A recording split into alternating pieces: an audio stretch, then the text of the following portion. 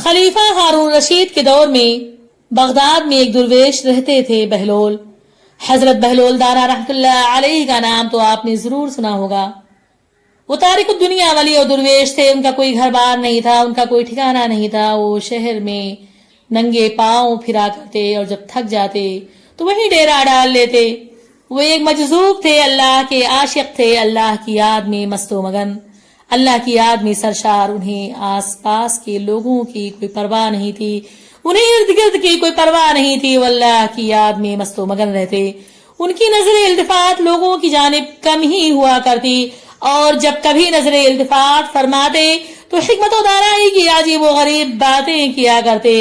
وہ اکثر و بیشتر اوقات دریائے دجلہ کے کنارے ٹہلتے رہتے، اللہ کی یاد میں مست۔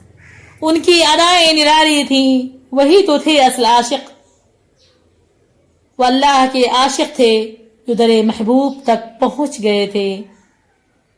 ایک دن بہلول رحمت اللہ علیہ دریائے دجلہ کے کنارے بیٹھے ہوئے ساحل کی گیلی ریت سے ڈھیریاں بنا رہے تھے، بگاڑ رہے تھے۔ خلیفہ ہارون رشید کی ملکہ زبیدہ اپنے جھروکے سے بڑے انہماک کے ساتھ انہیں یہ کام کرتے ہوئے دیکھ رہی تھیں۔ وہ ریت کی ڈھیریاں بناتے، بگاڑ دیتے۔ ملکہ زبیدہ اپنی سہیلیوں کے ہمراہ دریا کے کنارے آ گئیں اور پوچھا، بہلول کیا کر رہے ہو؟ بہلول نے ادائے بے نیازی سے جواب دیا کہ میں جنت کے محل بنا رہا ہوں۔ ملکہ زبیدہ نے سوال کیا کہ اگر تم سے کوئی محل خریدنا چاہے تو کیا تم بیچو گے؟ انہوں نے کہا، ہاں کیوں نہیں، میں یہ محل بیچنے کے لیے ہی بنا رہا ہوں۔ ملکہ زبیدہ نے سوال کیا، کتنے میں بیچو گے؟ حضرت بہلول نے کہا، 3 درہم۔ ملکہ کے حکم پر حضرت بہلول کو 3 درہم اسی وقت دے دیے گئے۔ محل پہنچ کر ملکہ زبیدہ نے واقعہ اپنے شوہر خلیفہ ہارون رشید کو بتایا۔ انہوں نے کہا کہ آج میں نے جنت کا ایک محل خریدا ہے، جسے خلیفہ ہارون رشید نے مذاق میں ٹال دیا، لیکن رات میں خلیفہ ہارون رشید نے خواب میں جنت اپنی آنکھوں سے دیکھی۔ سرخ یاقوت کے ایک محل پر ان کی ملکہ زبیدہ کا نام لکھا ہوا تھا۔ ہارون رشید نے کہا، دیکھوں تو صحیح، یہ میرے بیوی کا محل ہے۔ جیسے ہی خلیفہ ہارون رشید نے محل میں اندر داخل ہونا چاہا، دربان نے انہیں روک دیا۔ خلیفہ ہارون رشید نے کہا، یہ میری بیوی کا محل ہے، مجھے اندر جانے دیں۔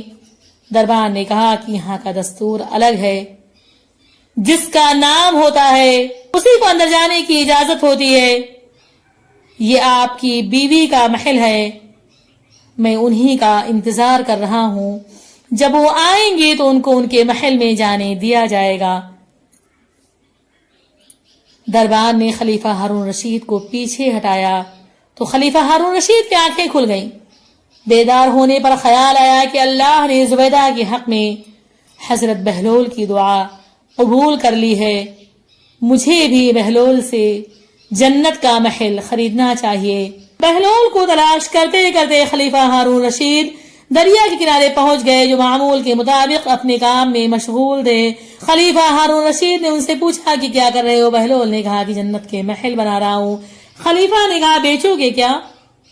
حضرت بہلول نے کہا، ہاں۔ خلیفہ ہارون رشید نے سوال کیا، ایک محل کی قیمت کیا ہے؟ بہلول دانا نے جواب دیا، تمہاری پوری سلطنت۔ خلیفہ ہارون رشید نے کہا کہ تو بہت زیادہ ہے، کل تو آپ نے 3 درہم میں یہ محل فروخت کیا ہے اور آج پوری سلطنت مانگ رہے ہو۔ حضرت بہلول نے کہا کہ کل بن دیکھے معاملہ تھا اور آج تم جنت کا محل دیکھ کر آئے ہو۔ خلیفہ ہارون رشید سن کر گھٹنوں کے بل حضرت بہلول دانا کے سامنے بیٹھ گئے اور کہا کہ حضرت، آپ مجھ سے بلا شک بلا شبہ میری ساری سلطنت لے لیں، لیکن مجھے جنت کا ایک محل دے دیں۔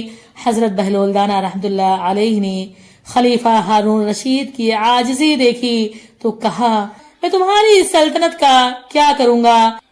بادشاہت کی محبت تو بہت سے گناہوں کی جڑ ہے، اپنی بادشاہت اپنے پاس رکھو اور 3 درہم میں जन्नत का महल खरीद लो। खलीफा ने 3 दिरहम देकर जन्नत का महल खरीद लिया और खलीफा हारून रशीद भी जन्नत के महल के मालिक बन गए।